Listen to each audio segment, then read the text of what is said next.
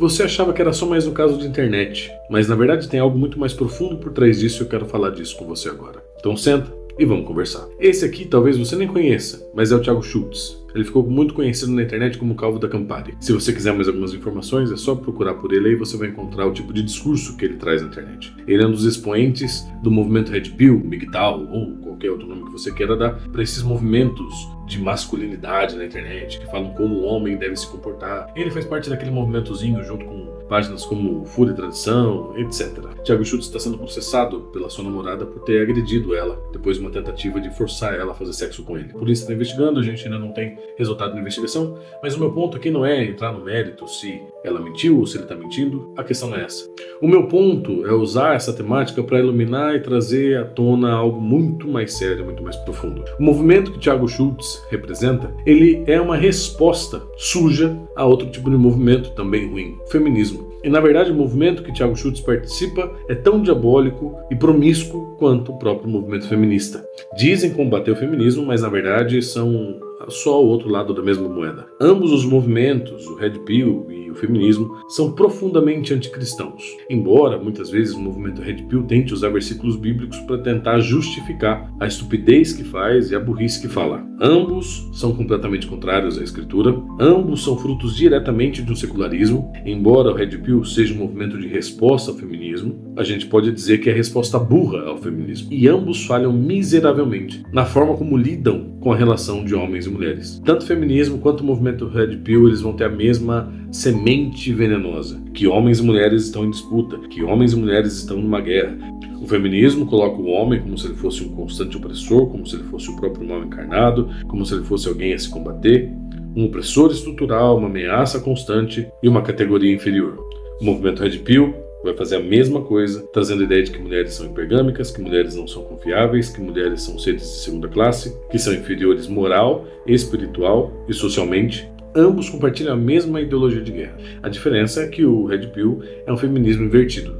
É como se a gente olhasse para uma mutação que é uma serpente de duas cabeças. É uma só serpente, com duas cabeças diferentes. Ambas causam problema e ambas têm veneno. O resultado é isso daí. Hostilidade, brigas, divisão, pessoas feridas e uma sociedade que homens e mulheres se enxergam muito mais como inimigos do que seres complementares, que foi exatamente a forma como fomos criados, complementares. E o pior de tudo isso é que a gente encontra cristãos que se dizem fazer parte dessas bolhas.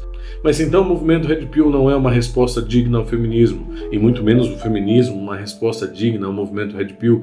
Quem responde sobre esses problemas? Quem tem a capacidade de resolver essa problemática criada por esses movimentos a respeito da relação de homens e mulheres?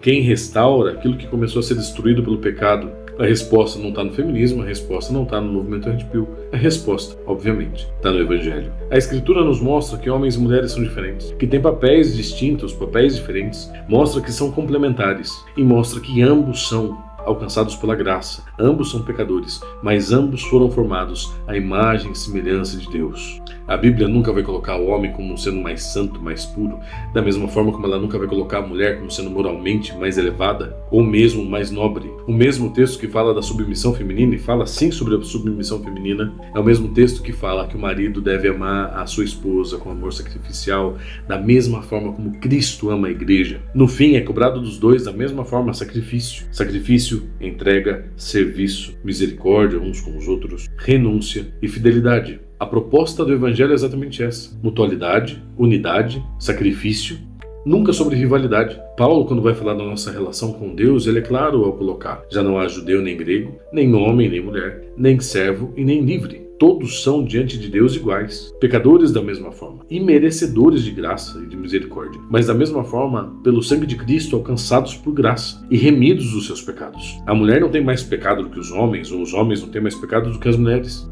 Homens e mulheres são iguais diante de Deus. É por isso que a solução do problema criado pela própria sociedade, nessa guerra de homens e mulheres, que é motivado por conta de uma sociedade profundamente egoísta, profundamente ególatra, secularizada, distante da palavra de Deus, muito mais voltada para satisfazer os seus próprios desejos e as suas vontades, e muitas vezes exatamente com a intenção de segregar grupos para facilitar esse tipo de movimento de guerra. Esses problemas não vão ser resolvidos por essas ideologias, que na verdade são fruto dessa própria sociedade. Não são resolução do problema, são parte do problema, são um sintoma do problema.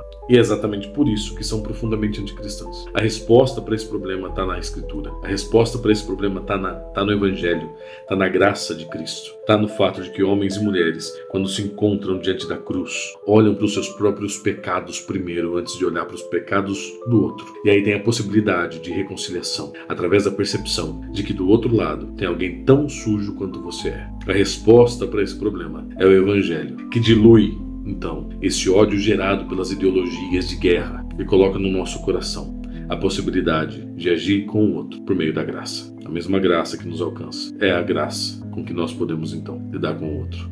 Nem feminismo, nem movimento Red Pill. O que salva homens e mulheres, o que salva a relação de homens e mulheres é e sempre vai ser o poder transformador do Evangelho.